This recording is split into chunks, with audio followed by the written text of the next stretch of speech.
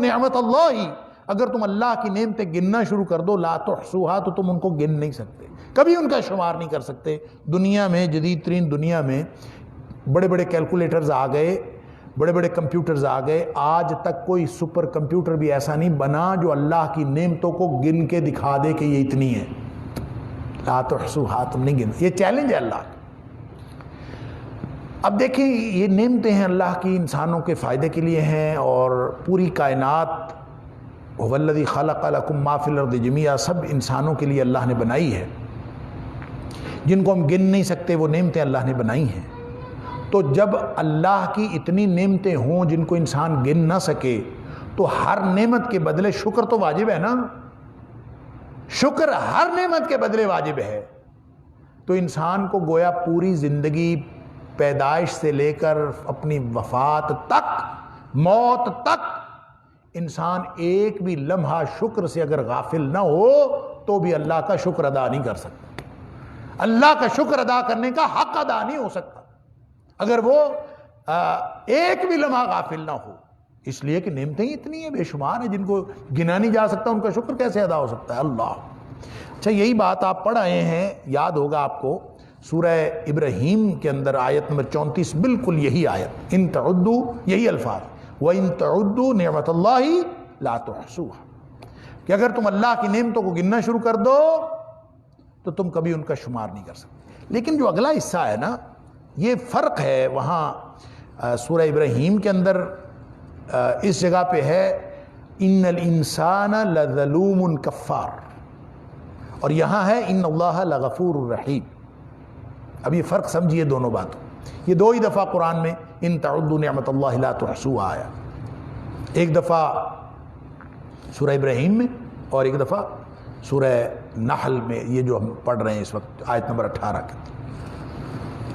وہاں ان الانسان لظلوم کفار اور یہاں ان اللہ لغفور الرحیم، فرق کیا ہے؟ ایک نعمت عطا کرنے والا سبحان اللہ، اور ایک نعمت حاصل کرنے والا، ایک دینے والا ایک لینے والا۔ خالق اور مخلوق کا یہی فرق ہے، وہ عطا کرنے والا ہے، یہ اس سے استفادہ کرنے والا ہے، اس سے فائدہ اٹھانے والا ہے۔ اب دونوں کا رویہ کیا ہونا چاہیے؟ ایسی نعمتیں ان تعدوا نعمت اللہ لا تحصوها، اگر تم گننا شروع کر دو تو رہتی دنیا تک، قیامت تک تم نہیں گن سکتے، کبھی نہیں گن سکتے۔ تو جو نعمتیں بے شمار عطا کر رہا ہے، اس کا رویہ کیا ہونا چاہیے جس کو وہ دے رہا ہے، اور جو لے رہا ہے وہ بے شمار نعمتیں، اس کا رویہ کیا ہونا چاہیے؟ آپ دنیا میں ایک دوسرے کو چیزیں لیتے دیتے ہو، آپ اسی سے اندازہ کر لو۔ کسی کے اوپر آپ کوئی احسان کر دیں چھوٹا موٹا تو کیسے جذبات ہوتے ہیں، کچھ دے دیں آپ کسی کو تو کیسے جذبات ہوتے ہیں۔ کسی کو آپ جب کچھ دیتے ہیں تو آپ کے جذبات ہی ہوتے ہیں کہ اس کو تو احسان مند رہنا چاہیے۔ اگر وہ تھوڑا سا آنکھیں اٹھا کے بات کر دے یا بے توجہی ہی اختیار کر لے تو اس سے رویہ کیسا جنم لیتا ہے؟ اس سے رویہ جنم لیتا ہے کہ جو دینے والا ہے وہ غصے میں آ جاتا ہے، اس کو غصہ آتا ہے، غصہ آتا ہے، اور پھر وہ اس بات کی توقع رکھتا ہے کہ جو لینے والا ہے اس کو تو ساری عمر میرے سامنے آنکھیں نہیں اٹھانی چاہیے، میرا تو احسان مند رہنا چاہیے اس کو۔ لیکن اگر وہ ایسا نہ کرے تو پھر جو دینے والا ہے اس کا پھر غیظ و غضب دیکھنے والا ہوتا ہے۔ تو کیا خیال ہے اللہ کریم کی ذات کے بارے میں جو اتنی نعمتیں عطا کرنے والا ہے کہ ان تعدوا وان تعدوا نعمت اللہ لا تحصوها۔ تو یہاں آیت نمبر 18 سورۃ النحل کے اندر اللہ کریم نے عطا کرنے والا جو اللہ کی ان اللہ لغفور الرحیم، یہاں یہ ہے، اور وہاں کیا ہے؟ ان الانسان لظلوم کفار۔ اس کا رویہ یہ ہونا چاہیے تھا کہ یہ ساری زندگی، ساری صلاحیتیں، ہر سوچ فکر، ہر نعمت، سب کچھ اپنے اللہ کے سامنے ڈال دیتا اور ساری زندگی شکر کرتا رہتا، تو بھی شکر کا حق ادا نہیں ہوتا۔ لیکن یہ تو بڑا ظالم نکلا، ان الانسان لظلوم کفار، اور نہ شکرا نکلا۔ یعنی اس کا ہر رویہ وہ اللہ کا حق احسان اس کے مقابلے میں جو احسان کا رویہ تھا یہ اس کے اگینسٹ رویہ ہے، یہ عدل کے تقاضوں کے خلاف ہے۔ لظلوم، ظلم عدل کے خلاف ہوتا ہے، یہ تو بے اعتدالی کی انتہا ہے، بے انصافی کی انتہا ہے۔ لظلوم، یہ اللہ کے ساتھ کھاتا اللہ کی ہے، گن کسی اور کے گاتا ہے، نعمتیں اس کی استفادہ کرتا ہے، تعریفیں کسی اور کی کرتا ہے، اس سے بڑا ظلم کیا ہوگا؟ ان الانسان لظلوم کفار، اور ناشکرا، جس کا شکر ادا کرنا چاہیے اس کا شکر نہیں ادا کرتا، پتہ نہیں کس کس کا شکر ادا کرتا پھرتا۔ آگے آئے گا فبالباطل یؤمنون وبنعمت اللہ ہم یجحدون، پتہ نہیں باطل کا کس کس کا شکریہ ادا کرتے ہیں، کس کس کے ساتھ ایمان رکھتے ہیں، لیکن اللہ کی نعمتوں کا دراصل یہ انکار کر رہے ہیں۔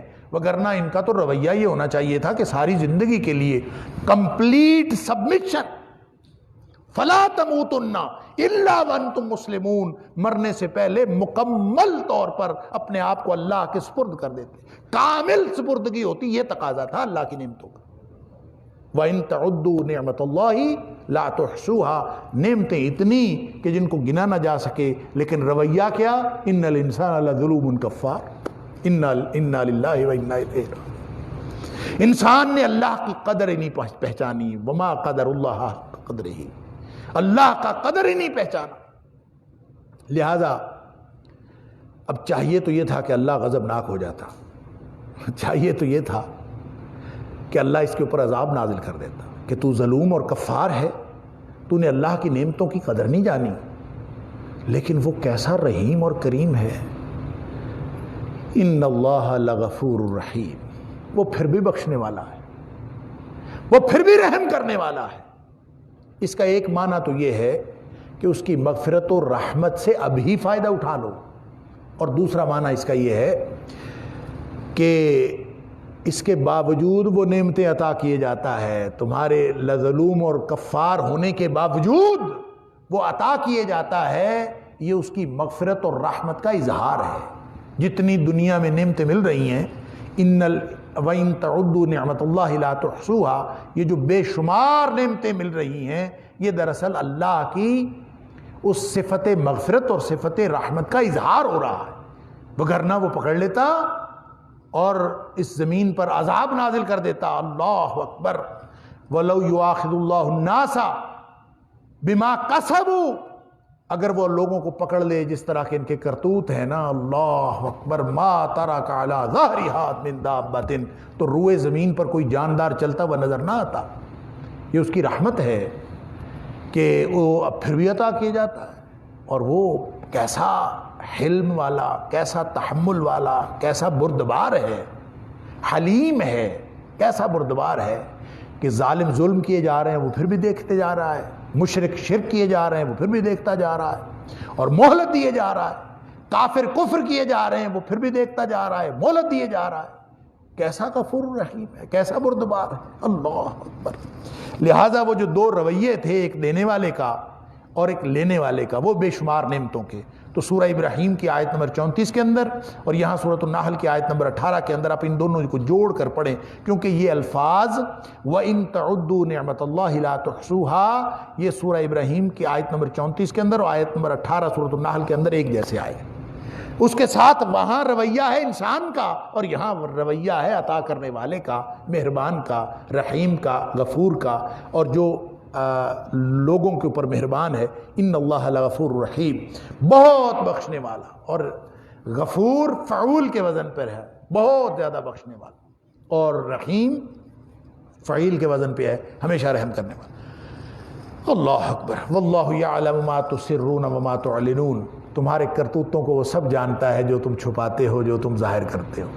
یعنی تمہارا رویہ کیا ہونا چاہیے یہ تمہیں بھی معلوم ہے، اللہ کو بھی معلوم ہے، لیکن تم کرتے نہیں ہو۔ جو تم شرک کرتے پھرتے ہو اور جو تم کرتوت کرتے پھرتے ہو، کبھی چھپا کے کرتے ہو، کبھی ظاہر کر کے کرتے ہو، وہ سب جانتا ہے۔ اللہ اکبر، سب جاننے کے باوجود عطا فرمایا جاتا ہے۔ واللہ یعلم، اور یقیناً وہ جانتا ہے، ما تسرون، جو کچھ تم چھپاتے ہو، وما تعلنون، اور جو تم ظاہر کرتے ہو۔ اب وہی بات جو پچھلی آیت نمبر 17 کے اندر فرمائی تھی آگے اور وضاحت کے ساتھ فرمائی. فرمایا والذین یدعون من دون اللہ لا یخلقون شیئا وہم یخلقون. پہلے سوال کر لیا تھا نا کہ افمن یخلق کمن لا یخلق افلا تذکرون. کیا پیدا کرنے والا اور وہ جو پیدا کرنے والا نہیں ہے یعنی خود مخلوق ہے وہ دونوں برابر اور ایک جیسے ہو سکتے ہیں؟ یقیناً نہیں ہو سکتے. افلا تذکرون. پھر بھی تم نصیحت نہیں پکڑتے. اب اسی بات کو یوں وضاحت سے فرمایا والذین یدعون من دون اللہ.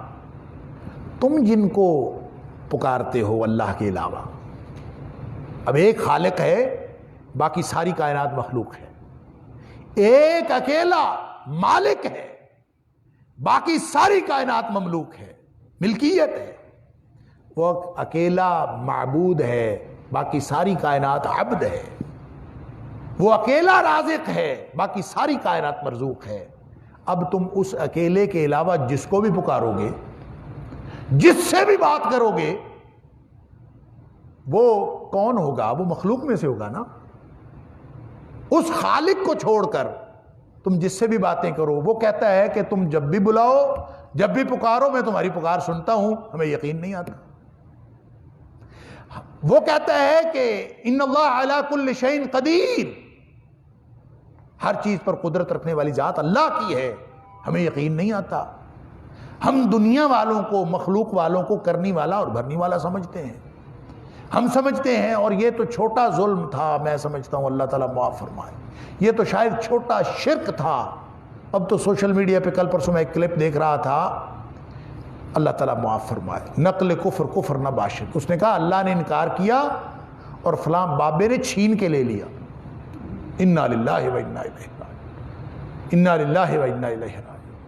وما قدر اللہ حق قدرہ. اب چاہیے تو یہ تھا کہ صرف اسی کو پکارا جاتا لیکن اب لوگ اوروں کو پکارتے ہیں. وہ اور کون ہیں؟ وہ نبی بھی ہوں نا. نبی بھی تو بھی مخلوق میں سے ہیں. وہ صالحین بھی ہوں تو وہ مخلوق میں سے ہیں. وہ بڑے سے بڑے بزرگ ہوں تو بھی مخلوق میں سے ہیں جن کی خالق کے سامنے کوئی حیثیت نہیں ہے. خالق اور مخلوق وہ کیسے ایک جیسے ہو سکتے ہیں؟ یہ سوال افمن یخلق کمن لا یخلق ہر وقت ذہن میں رہنا چاہیے. افمن یخلق کمن لا یخلق. پیدا کرنے والا وہ یہ پیدا کیا جو خود پیدا کیا گیا ہے اس کے ساتھ میں اس کے سامنے جھکوں. جھکنا اس کا حق ہے. جھکنا اس کے سامنے ہے. یہ اس کا حق ہے. تو میں کسی اور کے سامنے جھکوں؟ میں خالق کا حق مخلوق کو دے دوں؟ یہ نہیں کرنا. افمن یخلق کمن لا یخلق. اب وہ فرمایا کہ اب ذرا غور کرو والذین یدعون من دون اللہ.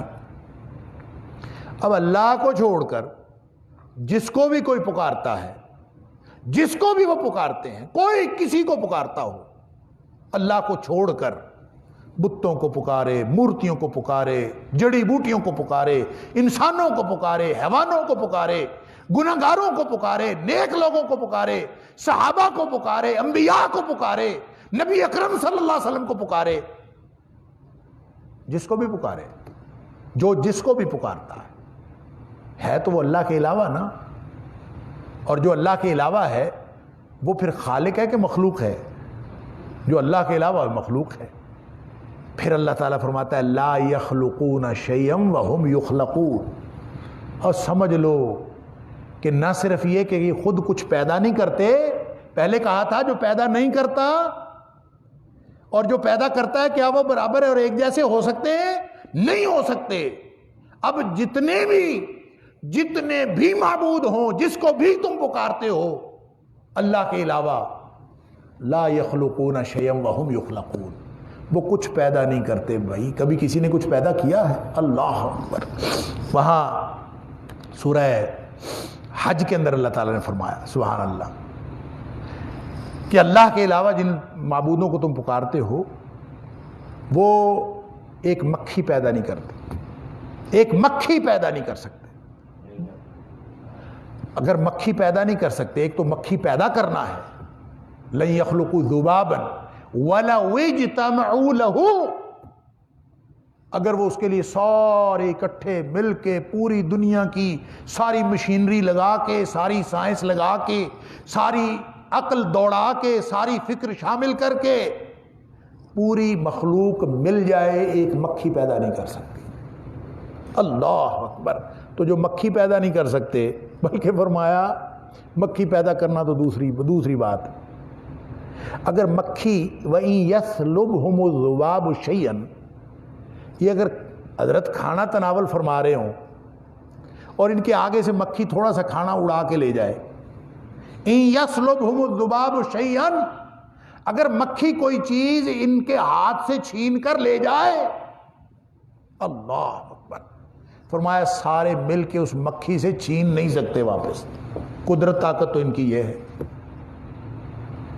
یعنی آپ ان کو خالق کے مقابلے میں پکارتے ہو، یا مشرکین مکہ خالق کے مقابلے میں کسی کو کرنے والا اور بھرنے والا سمجھتے ہیں؟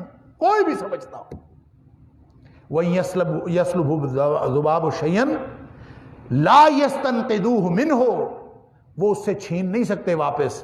فرمایا ضَعُفَ الطَّالِبُ وَالْمَطْلُوبُ، اللہ اکبر! منگتا بھی کتنا ماڑا اور جس سے مانگا جا رہا ہے وہ بھی کتنا ماڑا۔ اِنَّا لِلَّهِ وَإِنَّا إِلَيْهِ راجعون، مانگنے والا بھی ماڑا اور جس سے مانگا جا رہا ہے وہ بھی ماڑا۔ اس خالق کو چھوڑ کر وَالَّذِينَ يَدْعُونَ مِن دُونِ اللَّهِ، جو بھی اللہ کے علاوہ جس کو بھی تم پکارتے ہو، لا يخلقون شيئا، مشرکین مکہ تمہیں بھی معلوم ہے کہ کوئی پیدا نہیں کرتا، اور رہتی دنیا تک کے کافروں اور مشرکوں تمہیں بھی معلوم ہے کہ کوئی پیدا نہیں کرتا سوائے اللہ کے۔ وَهُمْ يُخْلَقُونَ، بلکہ ساری کائنات جس کو بھی پکارو گے وہ خود پیدا کی ہوئی ہے، ایک اکیلا ہی خالق ہے اللہ کی ذات، باقی ساری کائنات تو مخلوق ہے۔ تو مخلوق اور خالق ایک جیسے کیسے ہو سکتے ہیں؟ یہ وہ سنویت ہے اس وجود کی، یہ دوئی ہے اس وجود کی کہ آپ ساری کائنات میں ہر چیز کی، ہر کثرت کی بھی نفی کر دیں نا تو اس کی آپ نفی نہیں کر سکتے۔ کہ ایک حضرت مجدد الفسانی انہوں نے بھی یہی بات کہی تھی، شیخ ابن عربی کے وحدت الوجود کے اوپر گفتگو کرتے ہوئے انہوں نے کہا تھا ساری دنیا کی کثرت کی بھی نفی کر دو تو ایک کثرت تو ایسی ہے کہ جس کا انکار کر ہی نہیں سکتے، اور وہ کثرت کیا ہے؟ وہ دوئی ہے خالق اور مخلوق کی۔ ایک خالق ہے، باقی ساری کائنات مخلوق ہے۔ خالق اور مخلوق برابر کیسے ہو سکتے ہیں؟ فرمایا لا یخلقون شیئا، کائنات میں جس کو بھی پکارو گے وہ تخلیق کی صفت سے محروم ہے۔ اللہ کو چھوڑ کر جس کو بھی پکارو گے وہ خالق نہیں ہو سکتا۔ لا یخلقون شیئا، کخ بھی پیدا نہیں کر سکتے، بلکہ سارے جڑ کے بھی مکھی بھی پیدا نہیں کر سکتے۔ وہم یخلقون، پیدا کرنا تو اگلی بات ہے، یہ خود مخلوق ہیں۔ وہم یخلقون، خود پیدا کیے ہوئے ہیں۔ کس کو پکارتے ہو تم؟ اللہ۔ اب ظاہر ہے کہ یہ اگر مکی دور کے آخر پہ نازل ہونے والی آیت ہے تو اس دور میں جن کو پکارا جاتا تھا، ہم تو یہی کہتے ہیں نا کہ بتوں کو پوجتے تھے، صرف بتوں کو پوجتے تھے۔ حالانکہ جو بتوں کو پوجنے والی بات ہے اس کے بارے میں بھی علامہ ابن کثیر علیہ الرحمہ نے بڑی تفصیل سے لکھا ہے، اور وہ روایتیں احادیث کے اندر موجود ہیں کہ ابتداً جو بت پرستی کا آغاز ہوا تھا وہ پتھر پوجنے سے نہیں ہوا تھا، وہ شخصیات کو پوجنے سے ہوا تھا، اور شخصیات کی محبت میں ہوا تھا، اور نیکی کے جذبے کے تحت ہوا تھا، اور جذبہ خیر کے تحت ہوا تھا۔ اور ہوا صرف یہ تھا کہ چند بزرگ جن کے پاس بیٹھ کے لوگوں کو نیکی کی رغبت ہوتی تھی وہ لوگ فوت ہو گئے، صالحین۔ جب وہ فوت ہو گئے تو لوگوں نے سوچا کہ ان کی موجودگی کی وجہ سے ہمیں نیکی کی طرف رغبت ہوتی تھی، ہم ان کی مورتیاں بنا کے رکھ لیتے ہیں تاکہ ان کی موجودگی کی وجہ سے ہمیں نیکی کی طرف رغبت رہے۔ لہذا انہوں نے مورتیاں رکھ لی۔ اب مورتیاں نیکی، مورتیاں نیکی، مورتیاں نیکی۔ اب دیکھیں نا تصور کیا ہے۔ چلتے چلتے جب ایک دو نسلیں گزر گئیں تو چونکہ ہر نیکی کے کام کے ساتھ تعلق ان مورتیوں کا تھا، لہٰذا اگلی نسلیں یہ بھول گئیں کہ یہ مورتیاں کس مقصد کے لیے بنی تھی. اب یہ سمجھا جانے لگا کہ نیکی کے لیے یہ مورتی سفارش ہے، اوپر سفارش ہے. میں نیکی کے لیے اس کے پاس جاؤں گا اور پھر یہ آگے سفارش کرے گا تو میری نیکی قبول ہوگی. یہ تصور آہستہ آہستہ ہوا. اللہ تعالیٰ سورہ یونس کے اندر فرماتا ہے وَيَقُولُونَ هَؤُلَاءِ شُفَاعُنَا عِندَ اللَّهِ، یہ اللہ کے ہاں ہمارے سفارشی ہیں. تو صالحین بنیادی طور پر پتھر کی پوجا نہیں تھی، بنیادی طور پر صالحین کی پرستش تھی. تو صالحین کے ساتھ محبت کی وجہ سے یہ بات میں بتوں کی پوجا شروع ہو. اب اللہ تعالیٰ فرماتا ہے جن کو یہ پکارتے ہیں، ایک تو وہ کسی چیز کو پیدا نہیں کر سکتے، دوسرا خود پیدا کیے ہوئے ہیں. ہم لوگوں نے کہا کہ جناب اس سے مراد تو بت ہیں، مورتیاں ہیں، لکڑی کے بت ہیں، مختلف قسم کے جو انہوں نے تراشے ہوئے تھے وہی ہیں پیدا کیے ہوئے. اللہ تعالیٰ پھر اس کی وضاحت فرماتا ہے اموات غیر احیاء. کس کو پکارتے ہو بھائی؟ مردوں کو. اللہ اکبر.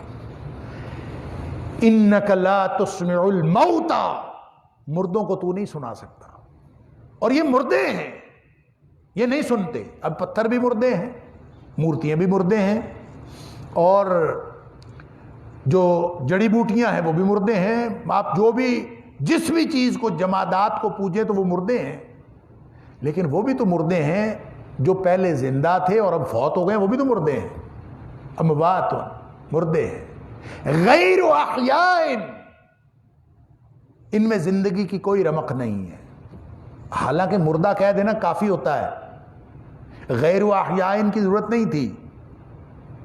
یہ جو ہماری موٹی عقل ہے نا اس کو سمجھانے کے لیے غیر احیاء، زندگی کی کوئی رمق نہیں ہے ان کے اندر.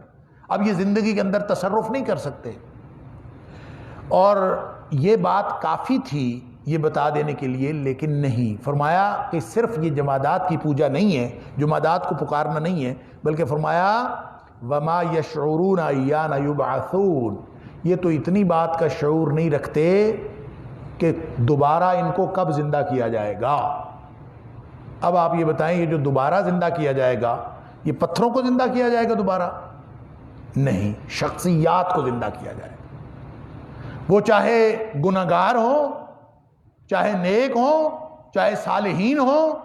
تو کوئی بت بنائے، چاہے عیسیٰ علیہ السلام کا بنائے، کوئی بت بنائے چاہے کسی نبی کا بنائے، کوئی بت بنائے چاہے کسی صالحین میں سے کسی کا بنائے، اور کوئی اس کو پکارے بت کو، یا چاہے کسی ایسے صالح فرد کو پکارے جو اب اس دنیا میں نہیں ہے.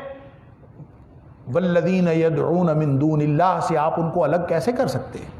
والذین یدعون من دون اللہ. اب بعض لوگوں نے ایک اور بھی مغالطہ ڈالا ہوا ہے کہ من دون اللہ میں انبیاء نہیں آتے. من دون اللہ میں انبیاء نہیں آتے. انبیاء تو اللہ ہی کے بندے ہوتے ہیں، وہ من دون اللہ تھوڑی ہیں، وہ اللہ سے ہٹا کے تھوڑی ہیں. یا صالحین نہیں آتے اس میں. اللہ اکبر.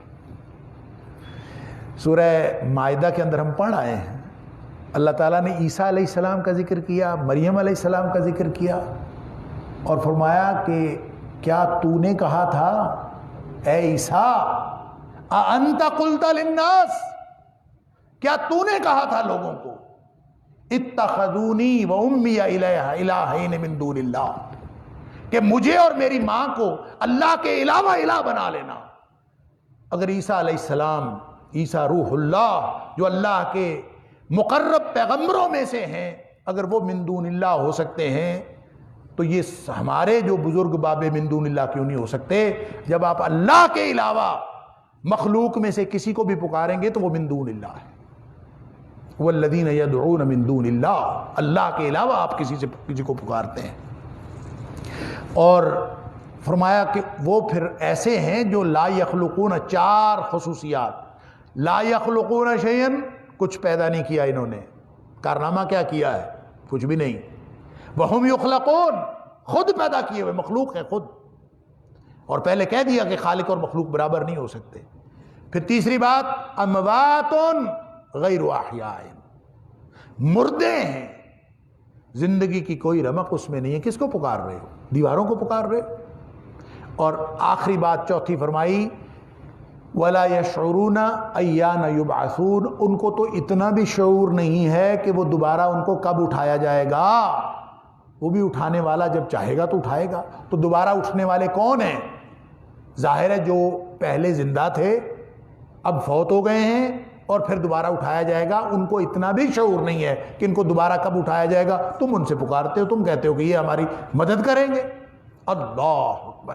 گویا شرک کی اگر کوئی بھی صورت تھی, چاہے وہ اس وقت رواج رکھی جا رہی تھی یا آئندہ رکھی جائے گی, ہر اس شرک کی قسم کی نفی فرما دی. فرمایا الہکم الہ واحد. تمہیں اس بات کی کیوں نہیں سمجھ آتی کہ نبی بے شمار ہیں, صالحین بے شمار ہیں, صحابی بے شمار ہیں, نیک لوگ بہت ہیں, لیکن الہ صرف ایک ہے. الہکم الہ واحد, الہ اور کوئی نہیں. اس بات کو سمجھ لو. لیکن لوگوں کی سمجھ میں یہ بات نہیں آتی. یہی بات مشرکین مکہ کی سمجھ میں نہیں آتی تھی. اور وہ پتہ کیا کہتے تھے کہ اجعل الالہۃ الہ واحد الہ واحدہ. یہ کیا کرتا ہے کہ اتنے سارے خداؤں کو چھوڑ کر ہم ایک خدا کو مان لیں. ان ھذا لشیء عجاب. وہ کہتے تھے بڑی عجیب بات ہے. ان کی سمجھ میں یہ بات نہیں آتی تھی کہ اتنے سارے جو ہمارے معبودان باطل ہیں ان سب کو چھوڑ کر, اتنے ساروں کو چھوڑ کر ایک اکیلا, یہ ان کی سمجھ میں نہیں آتی تھی. اللہ اکبر. یا پھر جیسے سورہ زمر کے اندر فرمایا کہ جب اللہ کا ذکر کیا جائے نا ان کے پاس اکیلا اللہ, ایک اللہ کو پکارو بھائی, کسی اور کو نہ پکارو. وَإِذَا ذُكِرَ اللَّهُ وَحْدَهُ اشْمَأَزَّتْ قُلُوبُ الَّذِينَ لَا يُؤْمِنُونَ بِالْآخِرَةِ. اللہ اکبر. جب کہا جائے کہ ایک اکیلے اللہ کو پکارو تو ان کے دل پریشان ہو جاتے ہیں جو آخرت پر ایمان نہیں رکھتے. ان کو سمجھ نہیں آتی کہ اب کیا کریں. اور جب ان کو کہا جائے کہ جس کو مرضی پکار لو, وَإِذَا ذُكِرَ الَّذِينَ مِن دُونِهِ, جب اللہ کے علاوہ مخلوق میں سے آپ گنوا دیں, کبھی ادھر منہ کر لو, کبھی ادھر منہ کر لو, کبھی یہ کر لو, کبھی وہ کر لو, اذا ہم یستبشرون, بڑے خوش ہوتے ہیں, موج لگ گئی. سبحان اللہ. انا للہ و انا الیہ راجعون. اللہ تعالی ہمیں توحید سمجھنے اور اس پر عمل کرنے کی توفیق عطا فرمائے. یہ پورا قرآن, اس کا بنیادی مرکزی موضوع توحید ہے. ہر نبی کا یہ اگر اتنا آسان موضوع ہوتا تو اللہ تعالیٰ 1,24,000 یا کم و بیش انبیاء توحید سمجھانے کے لیے, محض توحید سمجھانے کے لیے بھیجے. اللہ اکبر. اور یہ پورا قرآن یہ بھی اپنے مختلف اسالیب میں توحید ہی سمجھاتا ہے. اللہ تعالیٰ مجھے اور آپ کو توحید سمجھنے اور اس پر عمل کرنے کی توفیق عطا فرمائے. وآخر دعوانا ان الحمد للہ رب العالمین.